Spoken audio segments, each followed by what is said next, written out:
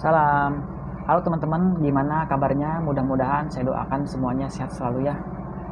Tetap semangat untuk terus selalu menjaga gula darah kita, khususnya yang punya riwayat diabetes untuk bisa tetap stabil dan normal teman-teman ya.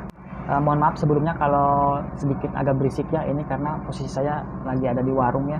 Warungnya posisinya ada di depan pabrik beras, jadi suara mesinnya kedengaran teman-teman ya.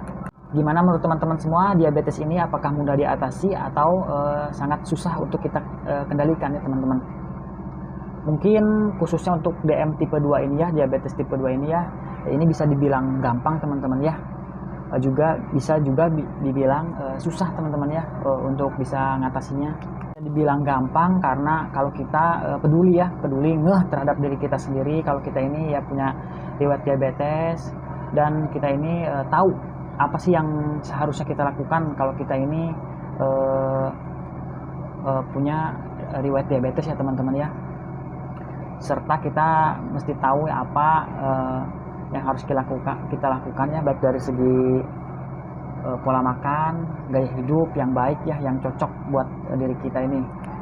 Sebaliknya teman-teman ya memang susah sangat menyusahkan apabila kita ya cuek terhadap penyakit kita ini, cuek terhadap diabetes yang kita alami sekarang ini, masa bodoh gitu ya dengan penyakit yang kita alami sekarang ini. Karena dengan punya pikiran seperti itu ya kedepannya pasti bakal menyulitkan diri kita sendiri teman-teman ya, bakal memperparah kondisi badan kita ini teman-teman. Sebenarnya diabetes ini kan kalau kata saya pribadi ini istilahnya tuh penyakit rakus ya, penyakit makan teman-teman ya. Logikanya gini sih ya, kalau kita banyak makan, kita semerawut makannya, nggak ada batasan, apa aja kita makan, minuman apa aja kita minum ya, yang jelas gula darah kita juga bakalan tidak terkendali teman-teman, bakalan ugal-ugalan, pasti bakal naik. Kalau kita peduli terhadap diri kita, kalau kita ini kena diabetes ya mungkin kita pasti akan memfilter ya apa yang mau kita makan, apa yang mau kita minum, terus gimana baiknya badan kita ini, respon badan kita terhadap makanan dan minuman yang kita konsumsi. Sesimpel itu sih sebenarnya ya pikiran saya mah. Ya dulu mah memang awal-awal mah ya bingung ya harus gimana ya diabetes, cuman sekarang mah dipikir-pikir mah ya diabetes ini istilahnya penyakit makan ya, dimana kita makan banyak ya gula darah pasti makin tinggi. Gimana kalau kita mengerem makanan, memfilter makanan, minuman yang mau kita konsumsi ya mungkin insya Allah gula darah juga bisa terkendali ya. Memang paling susah ya teman-temannya kalau urusannya dengan makanan ya, apalagi kalau makanan yang kita suka terus itu yang membuat gula darah kita bisa naik tinggi ya, itu repot banget teman-teman ya. Siapa yang tahan ya di depan kita ada makanan yang kita suka tapi kita nggak bisa makan gitu, nggak bisa makan banyak gitu kan, pasti nggak bakalan tahan teman-temannya, pasti kita tergoda, pasti kita pengen nyobain. Kalau saya pribadi sih makanan yang saya suka sih ya nggak apa-apa kita makan. Kita harus tahu diri ya, oh ini saya ini udah diabetes nih, berarti jangan makan kesukaan kita dengan porsi yang dulu misalnya dulu habis banyak, sekarang habis icip-icip aja atau separoh gitulah. Nah, kalau menurut saya sih ya penyumbang kenaikan gula darah tertinggi itu ya sumbernya dari makanan teman-teman ya.